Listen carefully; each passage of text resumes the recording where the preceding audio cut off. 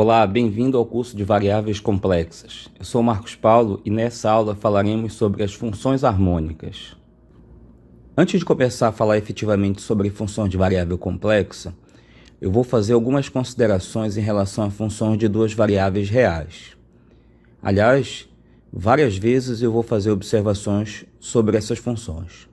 Então vamos considerar uma função φ, definida no conjunto A do R2, em R. A equação diferencial parcial dρ2φ dρx2 mais dρ2φ dρy2 igual a zero é denominada equação de Laplace, e essa equação será bastante importante nesta aula.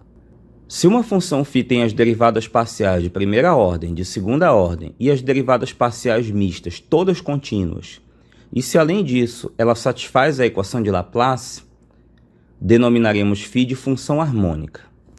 O teorema 3.23 tem uma relação entre a função analítica e a função harmônica. Vamos ver. Se f de z igual a u de x e y mais i v de x e y é uma função analítica em um domínio A, então as funções u e v são harmônicas em A. Antes da gente começar a demonstrar isso, eu vou adiantar uma coisa que ainda vamos provar em episódios posteriores. Se f é uma função analítica, então todas as derivadas parciais de u e v são contínuas. Esse resultado nós vamos estudar quando falarmos sobre integrais de funções. Mas por enquanto vamos aceitá-lo. Como f é analítica, então temos as equações de Cauchy-Riemann como verdadeiras. Aí eu coloquei aqui.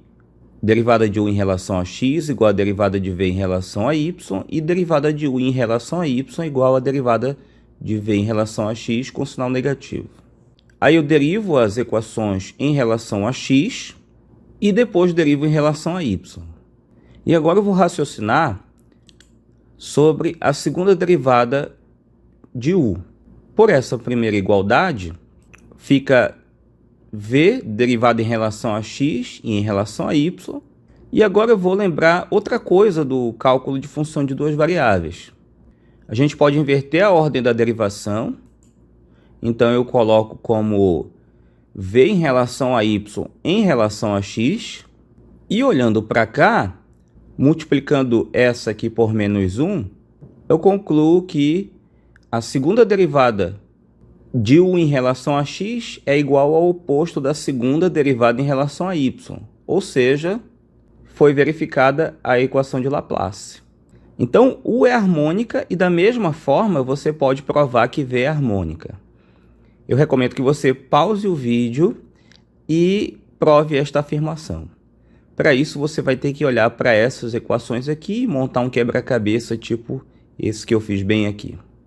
Dada uma função harmônica u, se eu conseguir determinar uma função harmônica v, de modo que u e v verifiquem as equações de Cauchy-Riemann, a função v será denominada harmônica conjugada de u. E aí, nesse caso, a função f de z será analítica. Por exemplo, vamos pegar aqui a função u de x e y igual a x ao quadrado menos y ao quadrado. Derivando duas vezes em relação a x e em relação a y, somando, dá zero. Então, a função u é harmônica. E se eu considerar a função v como sendo 2x e y, a gente observa que u e v cumprem com as equações de Cauchy-Riemann. Nesse caso, então, v é uma harmônica conjugada de u. E observe que, fazendo f de z igual a u mais v, i, nesse caso, vai resultar em z², que, como nós já sabemos, é uma função analítica. A grande questão é determinar essa função harmônica v. E isso a gente vai responder no teorema a seguir. Seja u uma função harmônica definida em um disco aberto, de raio epsilon e centro no ponto x0 e y0. Então, existe uma função harmônica conjugada v definida no mesmo disco, tal que f de z igual a u mais iv é analítica. Bom, por definição, a função v, juntamente com a função u, devem cumprir com as equações de Cauchy-Riemann. Então, nós vamos determinar essa função v. E para isso, eu vou escrever o v como sendo a integral da derivada em relação a y de v dy. Agora, como valem as equações de Cauchy-Riemann, eu vou substituir essa bem aqui. Então, ficamos com a integral da derivada de u em relação a y, dy, mais uma função h de x. Porque, como eu estou integrando aqui em relação a y, a constante de integração ela pode ser um número real ou uma função que dependa de x, já que integrando em relação a y, x é considerado como constante. E a função v vai ficar completa quando eu conseguir determinar a função h. Então, eu vou pegar a função v e vou derivar em relação a x.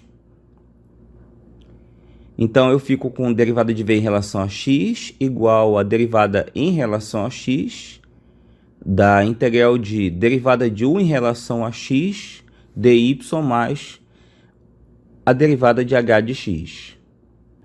Isso significa que a derivada de h de x é menos a derivada de u em relação a y menos a derivada de u em relação a x da integral de u em relação a x dy. Observe que nesse passo apareceu o menos derivada de u em relação a y, nós tínhamos derivada de v em relação a x, e essa mudança foi porque valem as equações de Cauchy-Riemann. Agora, voltando aqui para a derivada de h, pode parecer que não, mas acontece que aqui a função h ela é só dependente de x. E a melhor maneira de a gente provar isso é derivando em relação a y, porque se ela só depende de x, quando eu derivo em relação a y, a derivada tem que ser zero.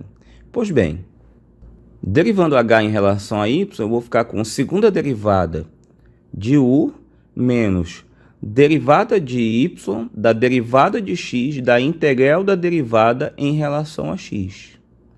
Lembrando novamente que eu posso inverter a ordem da derivação, então eu vou trocar a ordem de derivada em relação a y com a derivada em relação a x que está dentro do símbolo de integral. E aí ficamos com menos segunda derivada de u menos segunda derivada em relação a x da integral de derivada de u em relação a y dy.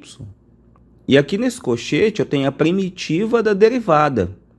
Ora, isso é igual à própria função.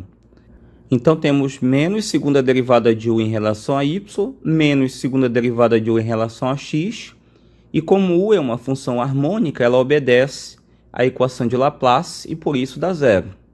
Assim, a gente consegue derivar o h, substituir aqui e encontra a harmônica conjugada de u e consegue montar uma função analítica. E o mais interessante dessa demonstração é que ela fornece uma maneira de você determinar essa função v. Por exemplo, mostre que a função u igual a e elevado a menos x multiplicado por x seno de y menos y cosseno de y é harmônica. E obtenha uma função v tal que f de z igual a 1 mais vi é analítica. A gente começa derivando u em relação a x. Observe que aqui vai aparecer uma derivada do produto. Arrumando mais um pouquinho. E agora eu vou derivar em relação a x novamente. Aqui, nesse primeiro termo, vai aparecer outra derivada do produto.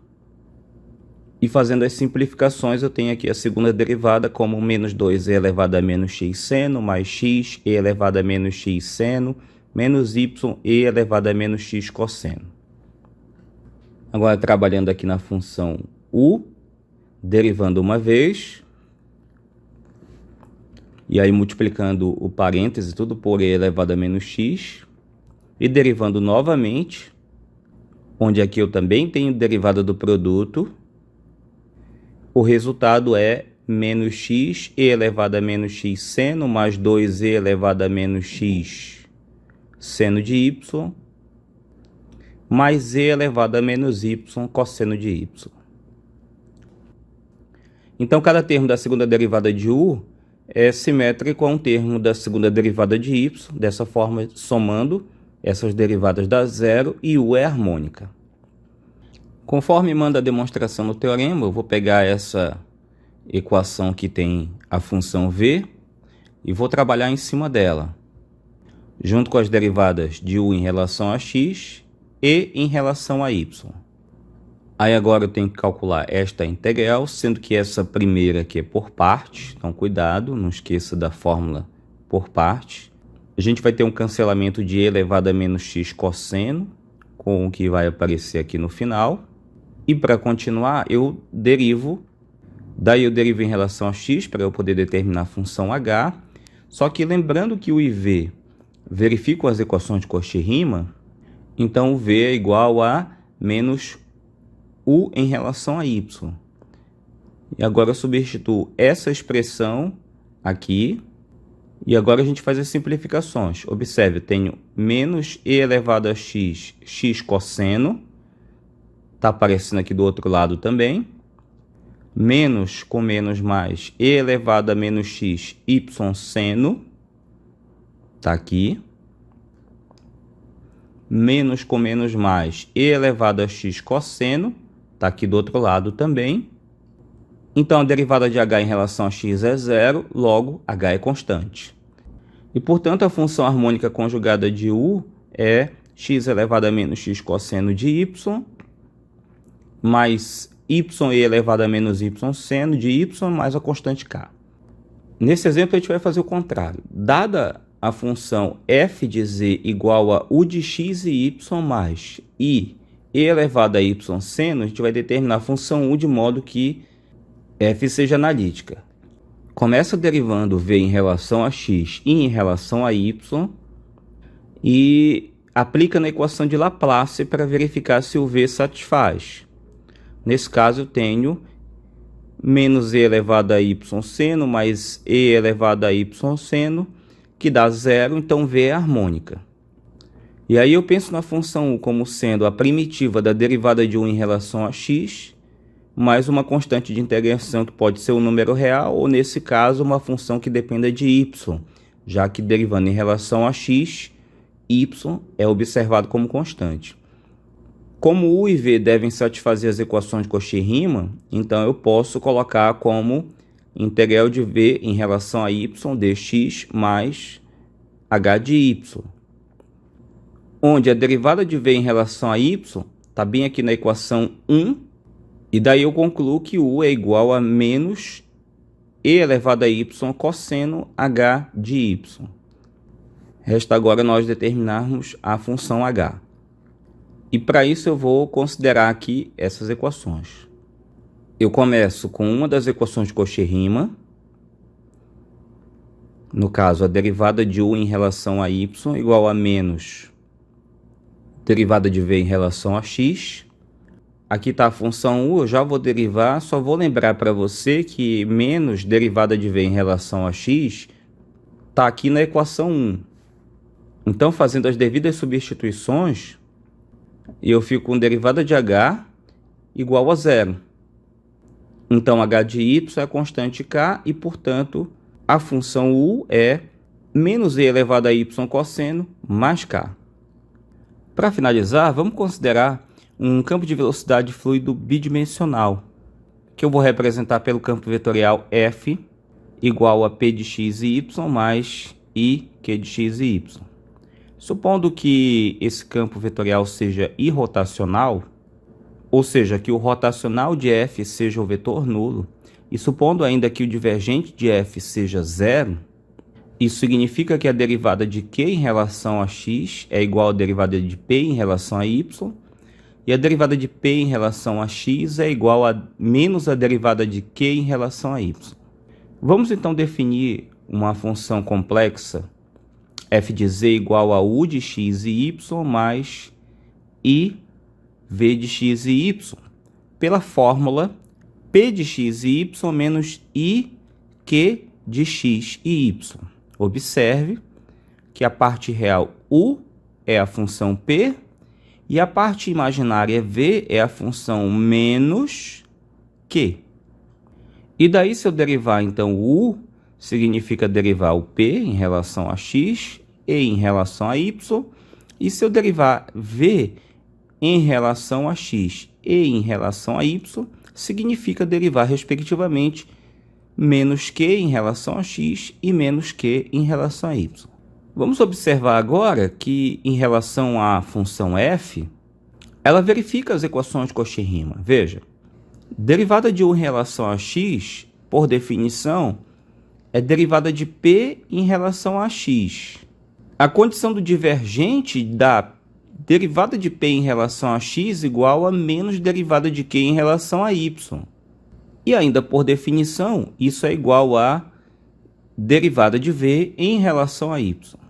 Da mesma forma, você prova que a derivada de u em relação a y é igual a derivada de v em relação a x com sinal trocado. Eu recomendo que você pause o vídeo e observe que isso é verdadeiro, descobrindo quais são os passos envolvidos nesse raciocínio.